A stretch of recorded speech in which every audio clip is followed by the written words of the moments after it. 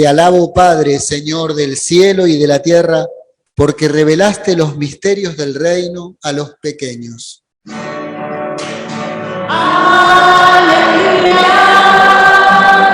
¡Aleluya! ¡Aleluya! ¡Aleluya! El Señor esté con ustedes. Con tu espíritu. Les anuncio la buena noticia, Evangelio de nuestro Señor Jesucristo según San Mateo. Gloria a ti, Señor. Jesús propuso a la gente otra parábola. El reino de los cielos se parece a un hombre que sembró buena semilla en su campo. Pero mientras todos dormían, vino su enemigo, sembró cizaña en medio del trigo y se fue. Cuando creció el trigo y aparecieron las espigas, también apareció la cizaña. Los peones fueron a ver entonces al propietario y le dijeron: Señor, ¿no habías sembrado buena semilla en tu campo? ¿Cómo es que ahora hay cizaña en él? Él les respondió: esto lo ha hecho algún enemigo. Los peones replicaron: ¿quieres que vayamos a arrancarla? No, les dijo el dueño, porque al arrancar la cizaña, corren el peligro de arrancar también el trigo.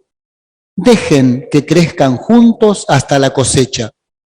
Y entonces diré a los cosechadores: arranquen primero la cizaña y átenla en manojos para quemarla.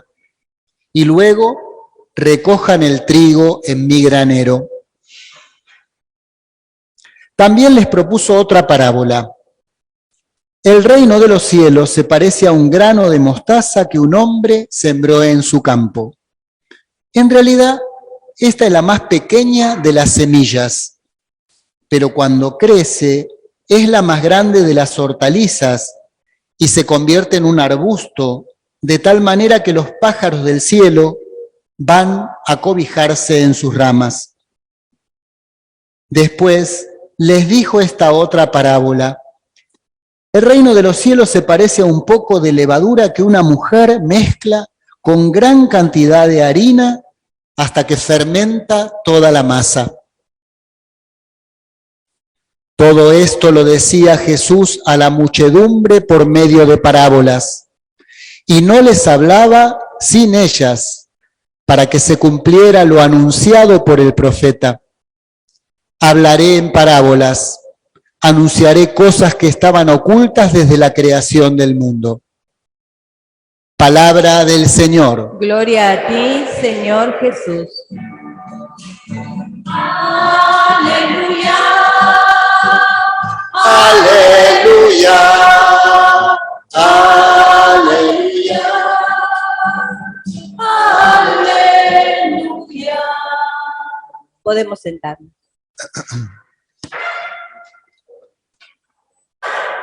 En el siglo pasado, el siglo XX, la humanidad llegó a un punto en su evolución científica que empezó a manejar como lo más pequeño conocido, los átomos. Empezó a descubrir la fuerza y la energía inmensa que había encerrada en el átomo, en eso más pequeñito que está debajo o dentro de todo lo que existe, hay una energía inmensa. Eso que es capaz de dar luz, de dar energía para que la humanidad progrese, también tiene la capacidad de destrucción. Justo estos días que ponen películas para que la gente vaya al cine, están dando una película que se llama Oppenheimer, que es el padre de la bomba atómica, un científico, ¿no? Que en el equipo convocado en Estados Unidos para adelantar los estudios en la Guerra Mundial, y inventaron la bomba atómica, que es capaz de destruir en un instante una ciudad entera. En un instante. La voluntad, el poder del ser humano puede no tener límites, podríamos decir, ¿no? Solamente el querer. ¿Qué es la voluntad? Bueno, la decisión, si puedo lo hago, si puedo lo hago. No hay ninguna referencia ética, podríamos decir. Si se puede, se hace. Y eso lo podemos decir de muchas otras cosas. El poder económico, el consumo, lo que depreda la tierra. Bueno, si se puede, se hace. Si devastamos un bosque, lo devastamos con tal de conseguir dinero. Nosotros tenemos esa concepción del poder, el poderoso ya sea económico, militar, político, no, los poderes, tenemos esa concepción, no es el que puede todo. Pero ¿qué pasa cuando le decimos a Dios, rezamos y decimos, Señor Todopoderoso, Señor Omnipotente? ¿Cómo pensamos la omnipotencia y el poder de Dios? Porque lo podemos pensar de la misma manera. Dios puede todo. Dios puede hacer todo sin límites. Entonces eso puede chocar y nos puede hacer escandalizar y tropezar en la fe. Que quiere decir, bueno, si Dios puede todo, ¿por qué no arregla las cosas? Si Dios puede todo, ¿por qué no me arregla este problema de mi vida? ¿Por qué no termina con los malos del mundo? Eso es proyectar en Dios una manera de entender el poder que Dios no tiene, que Dios no puede. Paradójico, ¿no? Parece, ¿no? Que Dios no pueda algo. Dios es omnipotente, pero no puede así. No puede de esa manera. No es de esta manera que nosotros pensamos. Por eso es tan bella esa pequeñísima lectura que leímos de San Pablo, donde va explicando, ¿no?, ese gemido de la humanidad, ese deseo de la humanidad. Dice, somos débiles, no sabemos pedir como conviene. Claro, porque pedimos desde nuestro falso yo, desde nuestras imágenes, desde nuestro ego, desde nuestras proyecciones. Pedimos intentando acomodar a Dios a lo que a mí me parece. Dice, el Espíritu viene en ayuda de nuestra debilidad, porque no sabemos pedir como conviene. Pero Dios conoce los deseos del Espíritu que ora en nosotros, que están conformes a la voluntad, quiere decir al poder de Dios, a la manera que puede Dios, y a nuestra verdad, a nuestro ser, a nuestro yo más bello y profundo, que está cubierto por esa capa de deseos, de ruidos, de desórdenes, que no nos hacen entender cómo son las cosas. La primera lectura nos ilustra el libro de la sabiduría, muy cercano al modo de pensar no solo de los hebreos, sino de los griegos, el mundo de los filósofos. Nos enseña cómo es el poder de Dios, cómo puede Dios. Dice, su fuerza y su poder son principios de la justicia. ¿Ya? La justicia es el orden con el que Él creó el universo. El universo no es un caos, es un cosmos, y tiene un orden y todo está entrelazado entre sí. Y Dios es respetuoso de ese orden que está creando todo el tiempo. Por eso, nosotros podemos decir esa vieja frase, ¿no?, que dice, Dios perdona todo. Los hombres, seres humanos, perdonamos algunas cosas. A veces perdonamos, a veces no. La naturaleza no perdona. No porque Dios la creó mal, la creó perfecta, buenísima. Pero si yo contamino durante un siglo las aguas, van a estar contaminados durante mucho tiempo. Nos van a hacer daño. No nos van a perdonar en ese sentido, perdonar. No porque el agua sea mala, sino porque no puede. Si yo talo medio Amazonas, voy a tener la mitad de oxígeno en la tierra. Porque la naturaleza sea mala, no nos va a perdonar hasta que no se pueda reconstruir eso. Y así. Dios es poderoso para crear un cosmos justo, un universo justo. Dice, su poder se demuestra en la serenidad para juzgar. Dios no se deja llevar por impulsos. Digamos, bueno, su fuerza se desboca, ¿no?, con la ira. No. Tiene serenidad. Y dice, tiene indulgencia y compasión al gobernar. Lo que lo mueve es su misericordia. Como alguna oración de la misa dice, ¿no? Tu poder se demuestra sobre todo en la misericordia, en la compasión. Es el modo del poder de Dios. Es otra manera. Y dice, ante el pecado, que es el mal elegido, eso es el pecado, no algunas cosas que nosotros llamamos pecado. Pecar es cuando yo elijo hacer el mal y decido hacer el mal. Ante el pecado, dice, das lugar al arrepentimiento. Así es el poder de Dios, así es poderoso Dios. Y Jesús lo muestra, podríamos decir, lo muestra plásticamente, lo muestra como, lo pone en escena en estas parábolas que nos va contando estos domingos. A Jesús le encantaba hablar en historias, en parábolas, no en teorías. ¿De dónde sacaba estas bellas historias? De la vida. Tantas veces en Nazaret de chiquito se habrá asomado a esa colina y habrá visto los campos de trigo creciendo. Tantas veces habrá visto a su mamá y a las señoras del pueblo amasando la harina con la levadura. Tantas veces habrá visto a los pescadores recoger los pescaditos. Y eso le hablaba del reino de Dios.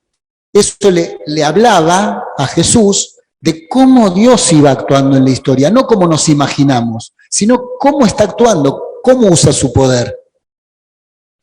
Y en estas parábolas, simplemente una pincelada de cada una, nos explica el reino, el poder de Dios, es como un hombre que sembró buen trigo, vino un enemigo, sembró una planta venenosa, el yuyo, no había glifosato, crecieron juntos.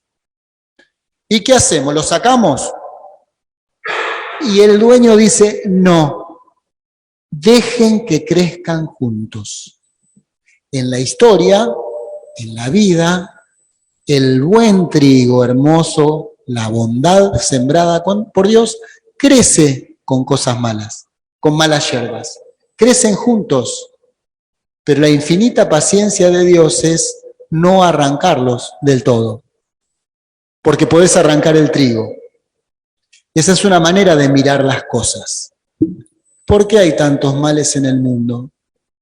Si al final, ese mal será transfigurado por el fuego. Mientras tanto, van a crecer juntos. Las parábolas no son para racionalizarlas, sino es para entrar en ellas. Un cuento es para dejar que actúe en nosotros. La segunda parábola es el reino de Dios. No es una puesta en escena de efectos especiales de Hollywood, como la semillita más chiquitita, pequeñita, como una semillita, así de chiquitita, dice la canción de los niños. Esa semillita tan chiquitita tiene una energía capaz de hacerse un arbolito cuyas ramas soportan, pueden acoger, recibir a los pájaros del cielo. El reino de los cielos es muy chiquitito, no te lo pierdas. Está ahí, pero es muy chiquitito y tiene una energía impresionante. Pero hay tanto mal energía en el mundo. La energía y el poder del reino, de Dios reinando, actuando con su amor, es mucho más grande. Pero es chiquitita y te la podés perder si no mirás con ojos profundos, con ojos de fe. La tercera, la mujer que amasa, ¿no? Con la levadura. Le mete la levadura, ya lo saben las señoras, acá hay muchas señoras, muchas masterchef, cocineras, especialmente digo la señora, pero hay buenos pizzeros también varones. Saben lo que es amasar la pizza, ¿no? La levadura, en el fondo, ¿qué es la levadura? Es algo corrupto, es hongos, ¿no es cierto? Es algo descompuesto, ¿no? Una bacteria, como la penicilina, que se descubre a partir de lo dejaron en el laboratorio y apareció la bacteria y se hizo la... Bueno, con algo corrupto que estaría para tirar, se hace el pan más bello. Así es el reino de Dios. Entonces nuestra manera de mirar es distinta, ¿no? Con eso feo y malo que yo lo tiraría, es el ingrediente. ¿Cuántas cosas, no? Si lo pensamos o nos dejamos impactar por esta enseñanza de Jesús, es impresionante. El Espíritu viene en ayuda de nuestra debilidad, nos decía San Pablo, ¿no? Para poder coincidir con la voluntad de Dios. Y la voluntad de Dios no es una imposición. Dios no es un titiritero que maneja a la historia de las personas y la lleva donde quiere. No es así. Dios actúa más cuanto más libres somos. Dios actúa más cuanto más decisión tomamos. Dios actúa más cuanta más conciencia tenemos. El amor de Dios abraza con ternura, pero no asfixia. El amor de Dios se entrega, pero no absorbe simbióticamente. El amor de Dios hace crecer, como las semillitas del campo, como la levadura en la masa de la mujer. Lo último, los abuelos y abuelas y las personas mayores, que llamamos siendo mayores, por los que hoy rezamos, porque el 26 es el día de los abuelitos de Jesús, San Joaquín y Santa Ana. Por eso el domingo antes el Papa puso esta celebración. Las personas mayores son un don para la humanidad. Han sembrado y siguen sembrando el bien. No son para descartar. No saben usar el celular, entonces no sirven más. No es así. Tienen una sabiduría que les dio la vida, que es una impresionante semilla del reino. Hoy damos gracias y nos ponemos y seguimos escuchando y recibiendo esa sabiduría que nos hace crecer y que hace crecer el reino en la historia. Que así sea.